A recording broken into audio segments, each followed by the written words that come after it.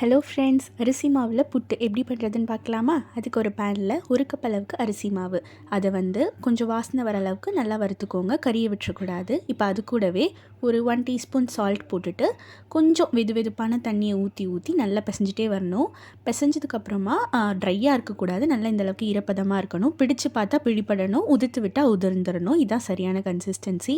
இப்போது இந்த பிசைஞ்சு வச்சுருக்கிற மாவை ஒரு இட்லி பாத்திரத்துக்கு மாற்றி வேக வச்சுக்கோங்க. நான் ஸ்டீமரில் ஒரு துணி வச்சுட்டு அதை போட்டுட்டு நல்லா க்ளோஸ் பண்ணி ஆவியில் வேக வச்சு எடுத்துக்கிட்டேன்.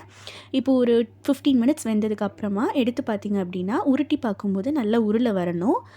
நீங்கள் நல்லா வெந்திருக்கான்றதை செக் பண்ணிக்கோங்க. அடுத்தது இப்போ வெந்திருக்கிற இந்த புட்டை ஒரு பாத்திரத்துக்கு மாற்றிட்டு இது கூட ஒரு 3 டேபிள் ஸ்பூன் அளவுக்கு வெள்ளை சக்கரை ஆட் பண்ணியிருக்கேன். நீங்கள் வேணால் ப்ரௌன் சுகர் கூட ஆட் பண்ணிக்கலாம்.